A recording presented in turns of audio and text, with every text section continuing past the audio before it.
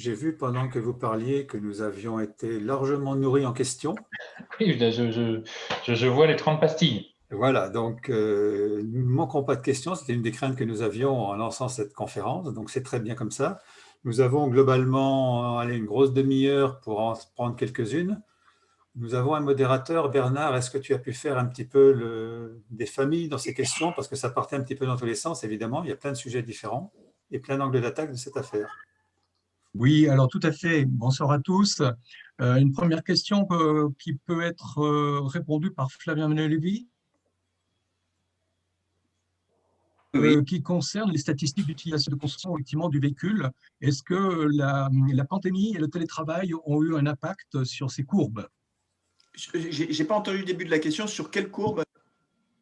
Oui, c'est sur l'impact sur la réduction de l'utilisation de l'automobile et de la consommation. Oui, oui, tout à fait. Alors, bon, évidemment, et sans surprise, au moment du confinement total, on a d'ailleurs des données qui sont fournies plutôt par Google, d'ailleurs, qui a beaucoup de données et de data à ce sujet. On a vu que la mobilité s'est effondrée, évidemment, à partir du moment où on est confiné chez soi, qu'on ne peut pas travailler, qu'on ne peut plus bouger, que nos déplacements sont réduits à aller faire ses courses de temps en temps. On a vu que la mobilité quotidienne s'était effondrée.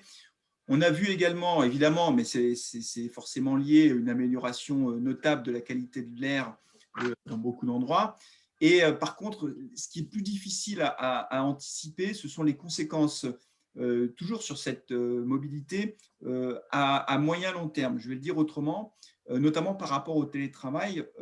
Il est difficile aujourd'hui de dire ce qu'il restera précisément de ce télétravail. On peut raisonnablement penser qu'il en restera quelque chose, c'est-à-dire qu'on ne reviendra pas complètement au monde d'avant sans télétravail ou quasiment sans télétravail.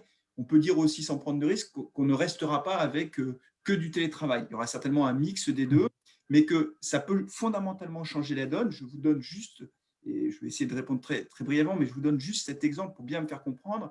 Si vous partez du principe qu'une personne va télétravailler 2 jours par semaine, dans les grandes entreprises, je pense qu'on se dirigera majoritairement vers cette formule-là, 1 à 2 jours par semaine. Mais partons dans l'hypothèse de 2 jours par semaine.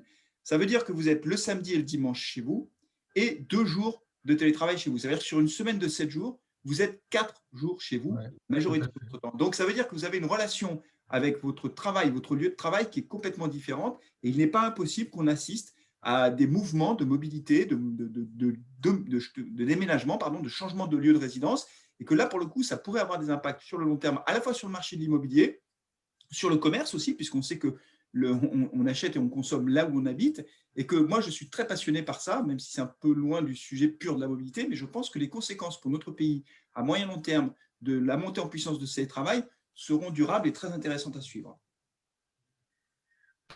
Ok, merci beaucoup. Maintenant, question pour monsieur Chauvet, qui sont des questions effectivement un petit peu plus techniques. Quand effectivement la taille, la pression des réservoirs d'hydrogène, des questions très techniques sur la perméabilité des raccords, la fragilité des matériaux. Donc voilà une première question. Je ne sais pas si monsieur Chauvet peut nous répondre sur ces points précis.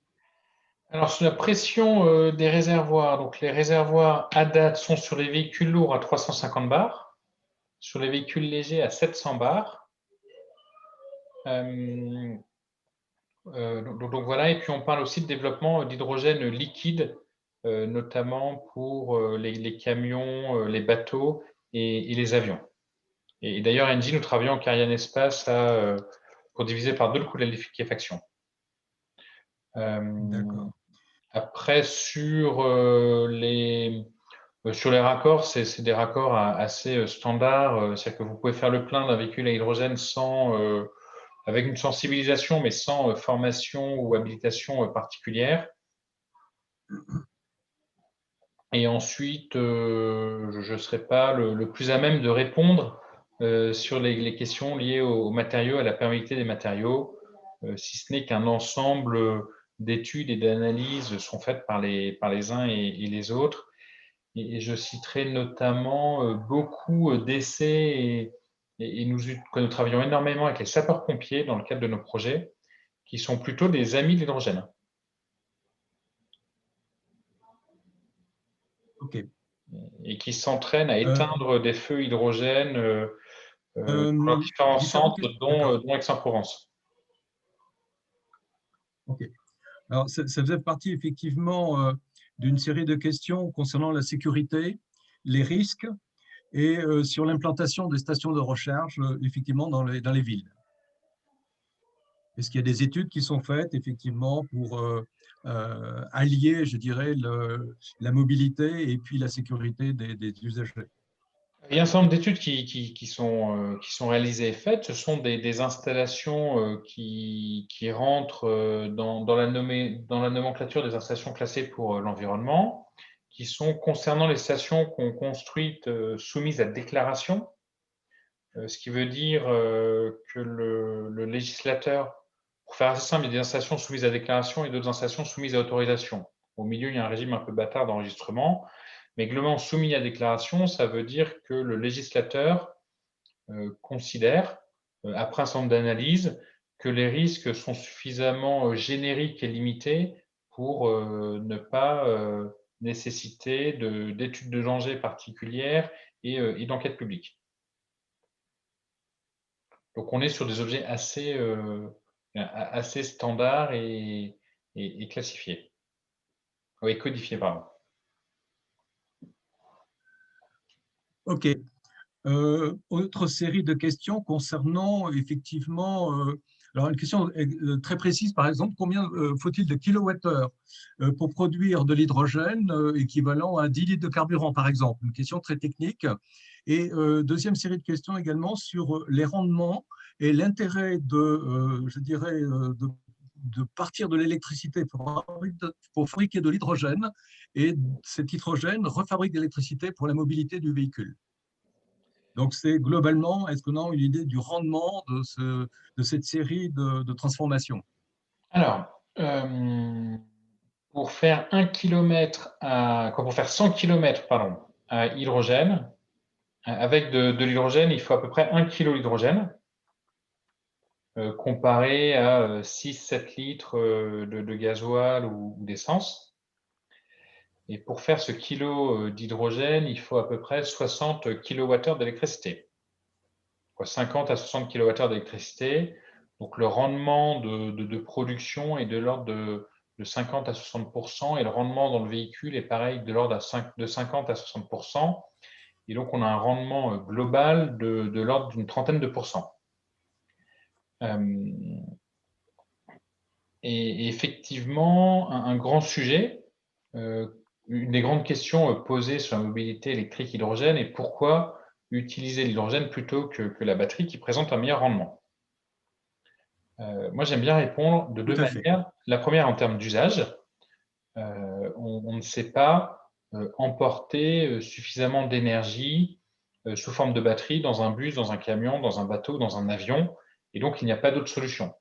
Donc, si vous voulez emporter une énergie propre qui n'est pas fabriquée à partir d'un carburant carboné, à date, il s'agit d'une solution que la batterie ne sait pas, un usage que la batterie ne sait pas adresser. Et donc, c'est pour ça que moi, j'aime bien commencer cette présentation en disant, ben voilà, à la fin, ce n'est que 20% des usages de l'énergie. Donc, ce n'est pas la solution à tout, c'est 20% des usages de l'énergie, ceux qu'on ne sait pas adresser autrement. Premier élément de réponse. Deuxième élément de réponse, et là, c'est un élément de réflexion, je n'ai pas la réponse, et de dire, est-ce qu'il faut mieux un système avec un rendement moindre, mais l'utilisation de moins de terres rares que les batteries, ou utiliser beaucoup de terres rares et derrière avoir un meilleur rendement énergétique dans le véhicule. Et donc la question est, est-ce que demain on aura plus facilement accès à de l'énergie renouvelable, ou est-ce que l'on aura plus facilement accès à des matériaux pour fabriquer des batteries? Et là, je n'ai pas de réponse. Oui, c'est un élément de réflexion. Une autre question également concernant le déploiement des bornes de recharge électrique qui sont un petit peu dispersées en France et pas tellement fournies. Qu'en serait-il du réseau hydrogène pour la mise en place de stations suffisamment denses et le coût d'une station?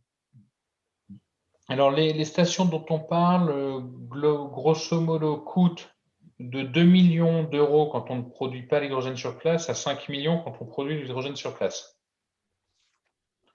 Donc tout ça fait appel à des investissements assez importants. Ensuite, la problématique du déploiement des infrastructures est assez simple. La résolution est plus complexe. Dans un premier temps, il faut déployer des infrastructures tant qu'il n'y a pas de véhicules, pour qu'il y ait un minimum de véhicules. Et donc là, l'enjeu est de cibler des flottes captives. Donc des flottes captives, ce sont des gens qui rentrent au même endroit le soir. Pour cela, des véhicules de livraison, des bus, des véhicules d'entreprise sont tout à fait ciblés. Et donc là, c'est une première phase. Quand vous avez un réseau suffisamment dense et un volume suffisamment important de véhicules produits chaque année, l'industrie automobile se met à produire en masse. On le voit avec les véhicules électriques. Et ce que je laisserai Flavien me corriger si j'ai une bêtise, mais ce qu'on comprend, nous, c'est qu'il est plus facile pour un constructeur automobile de fabriquer 100 000 véhicules électriques ou 100 000 véhicules hydrogène par an que d'en fabriquer 100 ou 1000 pour faire émerger la filière. Et donc, il y a une espèce d'effet d'entraînement qui fait que dès qu'il y a un réseau suffisant, l'industrie va produire des voitures en masse. Et là, il faut arriver à suivre le déploiement des infrastructures. Et donc là, l'équilibre change et on va manquer de réseau. Et effectivement, il faut construire ce réseau. Et là, pour le coup, chaque station hydrogène construite nécessite un permis de construire, nécessite un certain nombre d'actions. Et c'est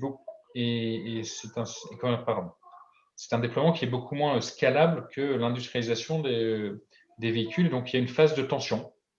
C'est une phase de tension qu'on vit sur le gaz où on cherche des terrains pour faire des stations, pour satisfaire la demande. On ne cherche pas de clients, on cherche les terrains pour construire les stations. C'est la problématique de la mobilité électrique. Il y a une phase de tension où l'infrastructure court après le déploiement des véhicules. Et merci. Une question qui vient d'arriver concernant d'autres sources possibles de fourniture d'hydrogène. On fait référence, par exemple, à la géologie, à des minéraux de roche qui pourraient émettre des ressources d'hydrogène. Est-ce que cette piste-là a été évoquée? Est-ce que c'est techniquement possible? Alors il y a de l'hydrogène naturel, il y a des recherches qui sont faites. Là, comme le socle de déploiement de l'hydrogène en France et en Europe est un moyen d'accélérer le développement des renouvelables. Et l'enjeu, c'est pas de faire l'hydrogène pour faire l'hydrogène. On peut faire l'hydrogène en craquant du charbon. Ça marche très bien, on en faisait avant. Bon, ça fait plein de CO2, ça présente un certain nombre de limites. L'enjeu est vraiment d'être un vecteur de renouvelables.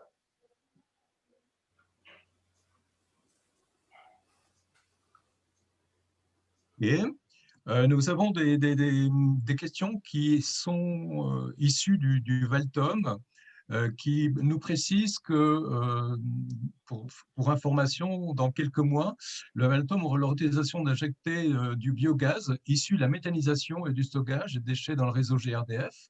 Ça, c'est une première information. La deuxième, c'est que le Valtom est éventuellement disposé à étudier une production d'hydrogène à partir de sa production d'électricité renouvelable.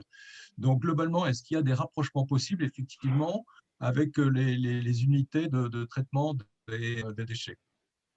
Alors, je vais parler sous le contrôle de Nathalie, mais effectivement, il y a très clairement le biogaz produit par des unités de traitement d'ordures ménagères et par le Valtom est tout à fait approprié et accompagne en fait le déploiement de nos stations de biogaz.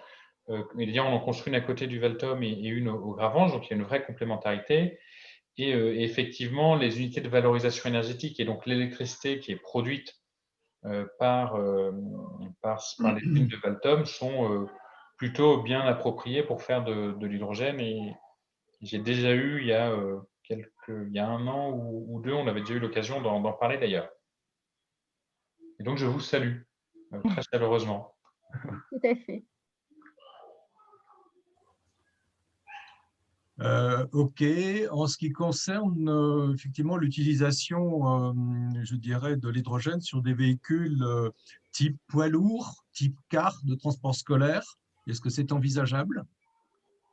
Alors, le poids lourd, il y a une véritable accélération du développement des poids lourds. Volvo Trucks à Lyon est en train a pris la décision de ne plus développer de moteur thermique. Et donc, ils viennent d'en sortir un, ils vont le produire encore pendant 10, 15, 20 ans, mais a priori, ils n'en concevront plus et ils se concentrent sur le camion à hydrogène. Et donc, derrière suivra l'autocar.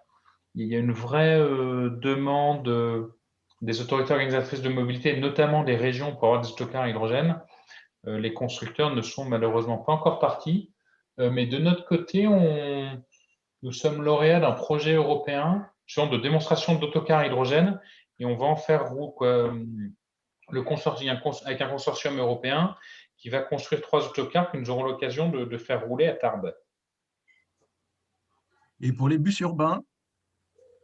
Les bus urbains existent, ils roulent, et puis il y en a d'ores et déjà une petite trentaine qui roulent en France et il y a à peu près 300 bus qui sont commandés ou en cours de commande à l'échelle française.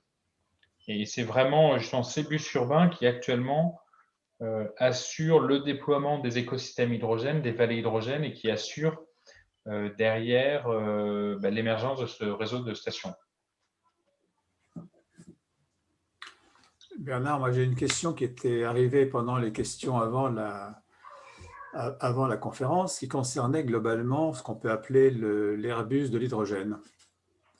On sait qu'on s'attaque à un problème multifacette et d'une grande importance à la fois stratégique et financière. Et le succès d'Ariane Espace ou le succès d'Airbus a marqué les esprits et certains pensent que ça ne peut se faire qu'en mettant tout le monde ensemble. Est-ce que quelqu'un pourrait donner un avis sur cette question? Est-ce qu'aujourd'hui on avance de manière séparée, chacun dans son coin, pour parler simplement, ou est-ce que ça nous imposera de mettre en place une structure du genre Airbus? Alors je ne sais pas cette question pour M. Nevy ou pour M. Chauvet, c'est une question qui est revenue plusieurs fois dans les questions avant la conférence. Peut-être sur l'hydrogène, je ne peux pas répondre, mais en tout cas sur l'Airbus de la batterie, c'est une vraie question parce que, comme je le disais tout à l'heure, ce qu'il faut bien comprendre, c'est que la voiture électrique, qui est évidemment beaucoup moins intensive en main-d'œuvre, en pièces détachées, est une voiture au sein de laquelle la valeur ajoutée réside dans la batterie. C'est ce qui coûte cher et c'est pourquoi aujourd'hui la voiture électrique est encore plus chère, toujours plus chère que son équivalent thermique. Le top 10 mondial de la batterie électrique, aujourd'hui, il est asiatique. Vous avez 7 Chinois, 2 Coréens, un Japonais, ou 2 Japonais, un Coréen. Mais bon, il est asiatique.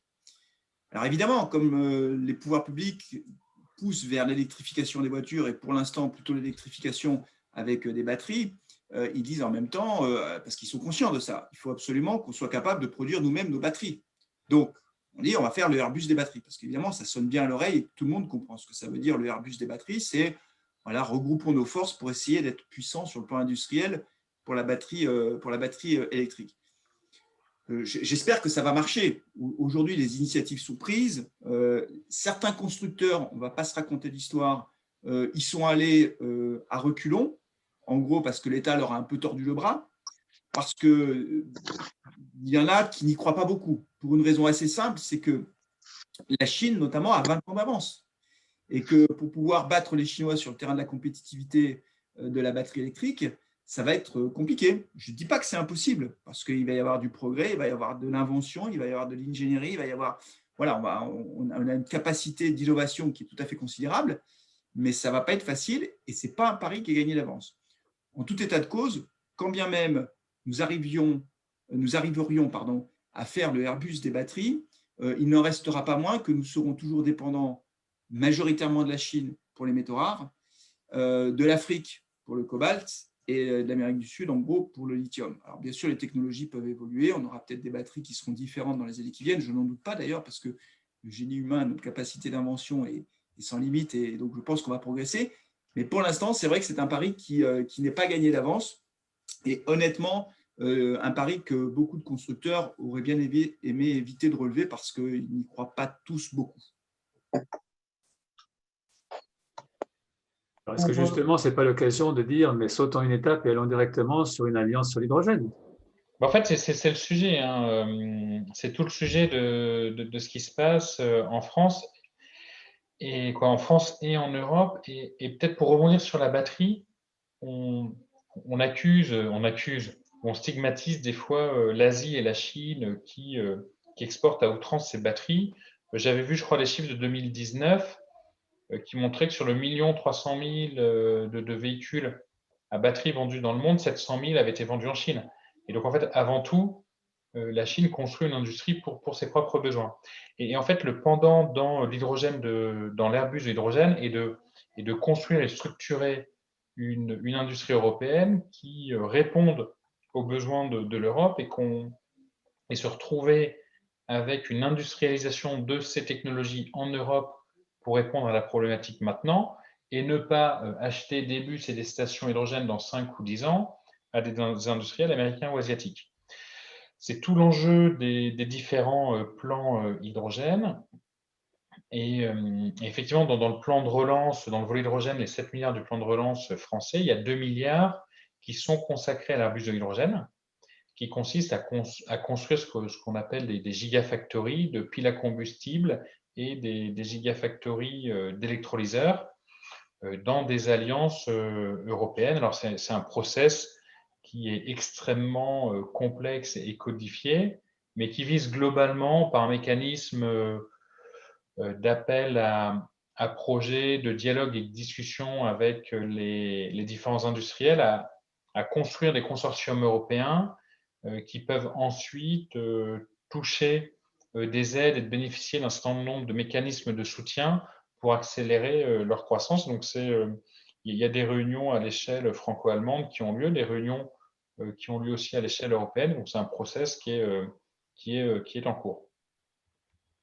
Juste peut-être pour compléter un élément, pardon, mais sinon je vais l'oublier. C'est tout à fait exact que l'industrie, enfin que la Chine produit avant tout les batteries pour son marché intérieur. Pour une raison au fond assez simple, c'est que la Chine, stratégiquement, il y a maintenant une vingtaine d'années, un peu plus de 20 ans, a fait le choix de miser sur 100% électrique, au fond en se disant que si cette technologie devait s'imposer, elle serait évidemment bien placée dans la compétition mondiale, de par ses réserves de terres rares, ça c'est le premier point.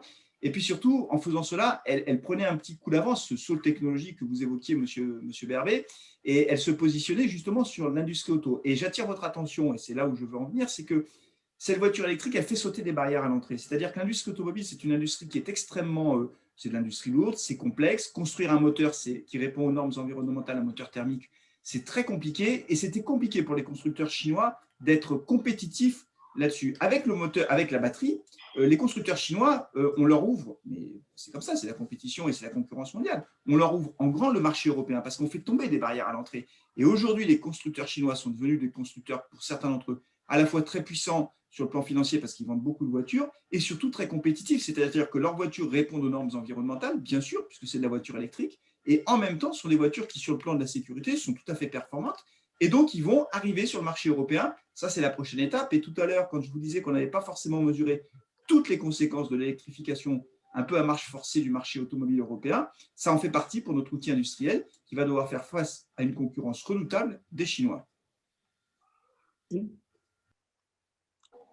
Moi, j'avais une autre question. Alors, cette fois, elle sort de l'entretien, hein, de l'échange qu'on vient d'avoir. Vous nous avez dit, M. Neveu, tout à l'heure, que 2,5%, je crois, des ménages avaient acheté des véhicules neufs cette année. En fait, est-ce qu'on peut renouveler un marché, changer de technologie, faire un saut technologique et qui plus est un double saut technologique quand on parle d'hydrogène, puisqu'entre les deux, on voit apparaître de l'électricité, avec un pourcentage de renouvellement aussi bas? Est-ce que ça va être un frein ou est-ce que finalement c'est un, comment dire, sans faire d'actualité parallèle, ou est-ce que finalement c'est un salut de dire il y a au moins ça qui permettra de justifier la lenteur? Alors, ce qui est sûr, c'est que le renouvellement du parc, 40 millions de voitures, ça a été dit tout à l'heure, quand on prend l'ensemble des véhicules, hein, VP, VUL, etc., le renouvellement du parc, il est très lent. Parce que même quand vous faites 2 millions de voitures par an, si vous voulez, même si on interdit les voitures thermiques à horizon 2030 ou 2040, en fait, on va avoir sur nos routes un mix de véhicules, de propulsion qui sera très diversifié pendant de très nombreuses années. La mutation, elle va être très, très lente en réalité. Et donc, de ce point de vue-là, si saut technologique il y a, on verra progressivement apparaître sur le parc roulant, mais ce sera très progressif. Là où il pourrait y avoir une accélération, c'est si on a une rupture technologique qui rend la voiture, la nouvelle voiture en fait, extrêmement attrayante et compétitive. Je vais prendre un exemple, pardon, je ne sais pas s'il est bon, mais c'est pour bien me faire comprendre. Sur un marché très saturé, très mature, on a vu par le passé des ruptures technologiques qui ont complètement renouvelé l'ensemble du marché. Je vais prendre les téléviseurs. Tout le monde se souvient que, il y a quelques années, tout le monde avait son téléviseur, un grand téléviseur large, profond, lourd. Et le jour où les écrans plats sont arrivés, ça a été une véritable rupture qui était très chère, qui n'était pas à la portée des ménages. Mais petit à petit, évidemment, les prix ont baissé, les coûts ont baissé.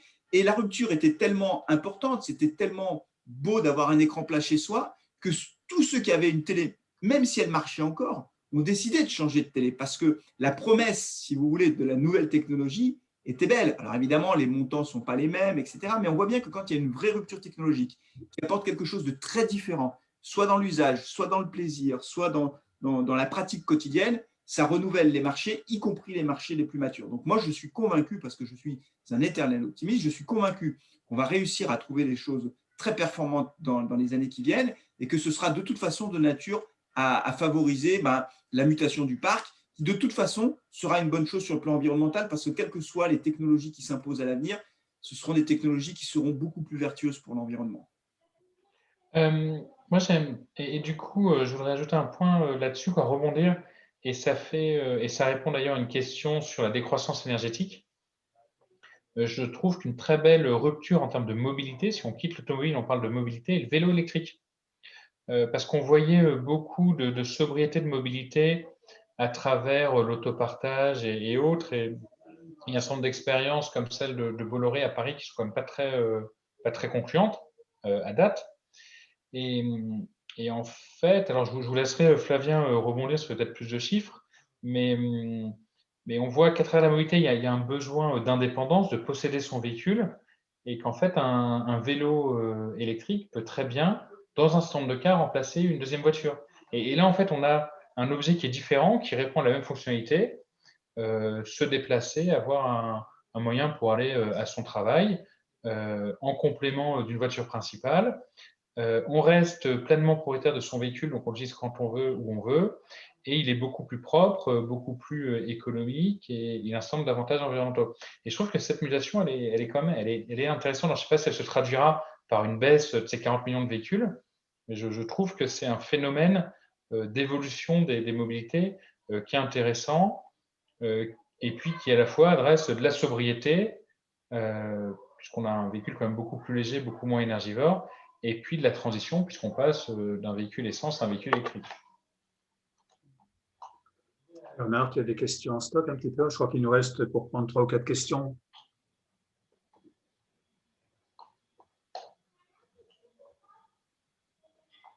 Alors, il y a une question effectivement qui a été posée qui concerne le domaine, je dirais, le domaine agricole, des systèmes de production d'hydrogène à petite, voire très petite échelle, adaptés à stocker l'électricité solaire produite au niveau des bâtiments particuliers agricoles industriels équipés de toitures photovoltaïques. Et si oui, à quel coût?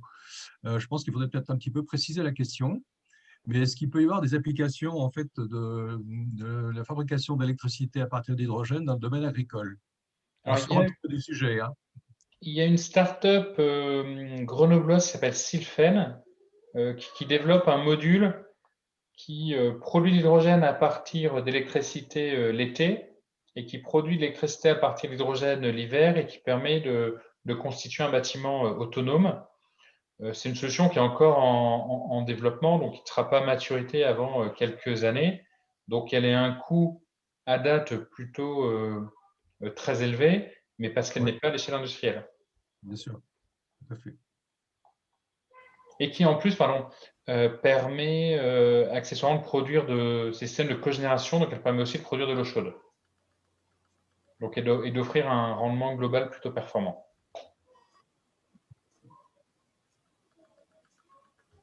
Après, les questions tournaient un petit peu autour de la, je dirais, de la sécurité, des problèmes de stationnement, des problèmes de sécurité dans les villes et de recharge un petit peu des bornes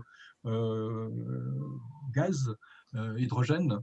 Donc, est-ce qu'il y a je dirais, des discussions avec les grandes cités françaises pour inclure dans les plans de l'urbanisme ces implantations? Il y a un certain nombre de discussions qui ont lieu avec l'INERIS, avec la DGPR et autres sur le stationnement des véhicules hydrogène, qui à date n'est pas interdit, alors qui n'est pas non plus explicitement autorisé, mais qui n'est pas interdit. Et donc à date, votre véhicule hydrogène, vous pouvez tout à fait le stationner dans un parking. Et alors un des défauts de l'hydrogène est d'être un gaz très fin et très léger, ce qui entraîne comme des difficultés liées aux fuites et autres. Mais l'autre avantage en tant que gaz très fin et très léger est d'être très volatile. Et donc, il est quand même assez compliqué de le garder dans un volume fermé. Donc, dans le moindre parking ventilé, il a tendance à s'échapper très vite. Et c'est d'ailleurs pour ça que les pompiers préfèrent l'hydrogène au propane ou, je ne sais plus si c'est le propane ou le butane, qui est un gaz lourd qui stagne dans les parkings. D'accord. Une dernière question peut-être, Bernard? Une question tout à fait presque personnelle. Effectivement, dans la transformation et la production donc d'électricité, on produit également de l'eau. Quid de la gestion de l'eau, effectivement, à la sortie du processus? De la voiture? Oui, par exemple. Alors, dans les voitures, il repart dans l'air. Dans des applications maritimes, on réfléchit à la récupérer et à la ramener au port pour refaire de l'hydrogène. Donc, ce que je peux... En termes de quantité, ça donne quoi? On a des ratios, non? C'est de grosses productions? C'est comment? alors, je pense qu'on est de l'ordre de 20... Attendez, on doit être de l'ordre d'une dizaine de litres par kilo. D'accord. Le chiffre qui est intéressant, c'est qu'il faut moins d'eau pour produire 1 kilo d'hydrogène que d'eau pour extraire et raffiner le pétrole qui vous permet de faire autant de kilomètres. D'accord. OK. D'accord. Alors, ça ne répond pas techniquement Non. et scientifiquement, mais Les méga factories dont on parle de plus en plus, finalement, on sait qu'il y a un rendement à ce processus quand même qui est relativement bas. Ça veut donc dire qu'elles vont chauffer l'atmosphère ou les rivières autant que les centrales actuelles? comme le rendement il est meilleur déjà. Combien? Le rendement d'un électrolyseur, il est de l'ordre de 60%. Donc 2 fois plus, d'accord. Et ensuite, il y a notamment des recherches du CEA avec un projet qui s'appelle Genvia, qui est basé avec Schlumberger à Béziers, qui vise à arriver à des électrolyseurs haute température qui atteindrait les 70 voire les 80% de rendement. Et puis enfin, dans la mesure du possible, on cherche à utiliser cette eau chaude pour chauffer d'autres applications autour. Bien sûr. Mais bien sûr, l'étape numéro 1, c'est la sobriété. Bien sûr. Alors, si vous voulez, je vais devoir quand même mettre fin à cette longue série de questions. On était un petit peu suspicieux ou inquiet de ne pas avoir cette question, donc on a stocké des questions pour 3 conférences. Bon, on en a adressé rapidement quelques-unes. Désolé pour ceux qu'on n'a pas reprises, celles que nous n'avons pas reprises. Bon, néanmoins, je pense que c'est tout à fait significatif de l'intérêt que ce genre d'événement, même en visio, suscite. Et donc, c'est un remerciement à tous les participants et effectivement aux intervenants et ceux qui nous ont aidés à l'organiser. Je vais reprendre la main pour vous faire une conclusion, vous proposer une conclusion, parce qu'en fait, il ne peut pas y avoir réellement de conclusion sur ce sujet, vous l'imaginez bien. Mais j'ai essayé de faire une slide quand même pour guider la réflexion. Alors, j'avais préparé une slide, mais que certains connaissent déjà. Je l'avais utilisée l'an dernier. En gros, c'est tout le parcours de l'hydrogène, qu'il soit fait en petite quantité, grande quantité, toutes les utilisations possibles et imaginables. Bon, on en a largement parlé. C'est une façon de visualiser l'échange qu'on vient d'avoir. Je passe dessus. La conclusion, finalement, c'est notre thème, c'était hydrogène et mobilité. Aujourd'hui et demain, alors il est clair qu'aujourd'hui, on a vu le nombre de voitures, c'est pas très important. On a vu la Mirai et quelques autres voitures qui montrent qu'elles sont pas loin quand même. Ce qui est perturbant, effectivement, c'est qu'on a une double révolution qui est devant nous, c'est-à-dire de l'électrification à je ne sais pas comment le dire, entre les voitures électriques de base et puis les voitures de Monsieur Musk, pardon. Et puis l'hydrogène qui pointe simultanément son nez. Donc, c'est un certain télescopage dans lequel tout le monde ne trouvera pas forcément son compte. Bref, on a vu un certain nombre de chiffres de la part de M. Nevy et de M. Chauvet sur les horizons 2030, 2050 parfois, mais on voit que l'hydrogène, l'un dans l'autre, ça ne peut être que 20% des mobilités en 2030 ou 50. Enfin, je n'ai pas retenu exactement les chiffres, mais l'hydrogène jouera un rôle important, mais il y aura encore 80% des mobilités qui utiliseront des énergies autres que l'hydrogène, et ce sera en plus très segmenté. Chacun posera des réponses à ces questions. Évidemment, l'horizon a quelques idées. Les segments, on a bien vu que ça n'allait pas se développer de la même manière dans tous les segments pour des raisons assez évidentes. Les acteurs, on en a très rapidement parlé. Est-ce que c'est des acteurs européens qui vont se regrouper, qui vont pouvoir relever la tête? Parce qu'aujourd'hui, ils sont à la fois en avance, mais pas en avance. Est-ce que la Chine va renouveler le coût de l'électrique? Comment vont sortir les États-Unis sur cette question? Où on en parle un petit peu, mais quand on parle de poids lourds, on parle surtout de l'Europe. Quand on parle de voitures, on parle un peu de partout, des Japonais. Donc, tout un tas de questions. Mais évidemment, je ne peux pas terminer ce genre d'animation sans vous rappeler, et tout le monde le sait, que la meilleure énergie durable, c'est qu'on ne consomme pas. On se l'est dit à plusieurs reprises, mais la meilleure façon, c'est de ne pas. Alors, on a vu à travers le Covid, le confinement, qu'on peut effectivement travailler de manière différente sans se déplacer autant, qu'on peut très bien avoir un parcours professionnel sans se déplacer autant en avion, etc., etc. Donc, il y a des choses certainement qui vont rester, mais là, on n'a pas beaucoup parlé dans la conférence d'aujourd'hui sur justement l'effort à faire pour consommer moins d'énergie, point.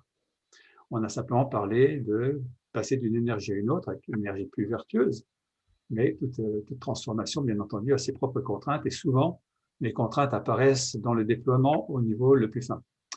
Donc, on est parti sur quelque chose de riche, mais n'oublions pas que l'économie, probablement, ou la sobriété, est probablement également une bonne réponse à cette question. Ouais. Alors, je suis au niveau de l'ingénieur et scientifique de France, donc là, je me permets de reprendre ma casquette de cette association. Quoi qu'il se passe, que ce soit pour fabriquer l'électricité, on voit que l'électricité est au cœur de tout ça, fabriquer des usines, travailler sur les énergies primaires, travailler sur les moyens de transport, que ce soit des véhicules légers ou lourds, il va falloir faire un certain nombre de choses que l'on connaît bien, c'est-à-dire conduire des recherches, faire du développement, faire des tests, construire des usines, faire tourner des usines, développer des produits, distribuer de l'énergie, assurer la maintenance de tout ça, déconstruire en fin de vie, que ce soit des produits, des usines ou autres. Et ça, je le prends en conclusion parce que quelque part, tout ça, c'est le travail des ingénieurs et des scientifiques. Et donc aujourd'hui, l'appel que l'on fait à IESF de manière récurrente, et je vous ai dit au départ que nous allions dans les collèges et les lycées, que nous étions aux côtés des élèves ingénieurs, que nous étions aux côtés des doctorants, c'est on a envie de dire aux ingénieurs et aux scientifiques, c'est vous qui avez la main. Vous avez la chance d'être au départ d'une superbe action, il y a un ensemble d'opportunités, vous êtes indispensables, nous sommes indispensables. Et donc aujourd'hui, quand j'entends des ingénieurs qui passent leur temps à souligner ce qui ne va pas aujourd'hui, j'ai envie de leur dire, c'est vrai que les choses ne vont pas partout, peut-être ne vont-elles pas aussi mal qu'on le dit dans les médias, mais la solution, elle n'est pas là. La solution, elle n'est pas dans l'alerte, elle est peut-être un peu dans l'alerte, mais elle n'est pas que là. Elle est certainement dans l'implication que nous pouvons avoir, que vous pouvez avoir, les plus jeunes, dans les entreprises, de manière à ce que les choses qui sont imparfaites s'améliorent et que, encore une fois, vous jouiez un plein rôle et que vous preniez un grand plaisir à travailler. Alors, le monde de demain, il doit être sobre, mais il doit être aussi agréable à vivre. Et donc, quelque part, la sobriété n'entraîne pas nécessairement la tristesse. Donc, je vous invite à sauter dans l'opportunité, dans le train hydrogène, et à apporter votre contribution à tout ça. Voilà, je termine par ces mots un petit peu généraux, mais je crois qu'il faut souffler d'enthousiasme et qu'on a une énorme opportunité de montrer ce que l'on sait faire lorsqu'on est devant un tel tableau.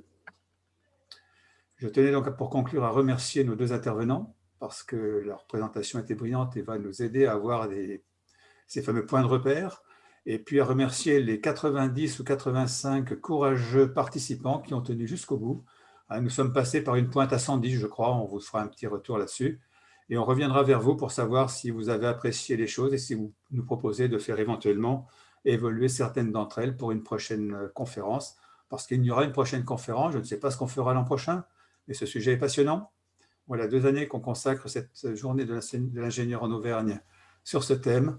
Nous regardons avec Ormibob comment nous associer aux initiatives qui sont prises dans la région, évidemment. Et je crois qu'on reparlera dans le cadre d'IESF de cette problématique de l'hydrogène et des mobilités. Merci à vous tous.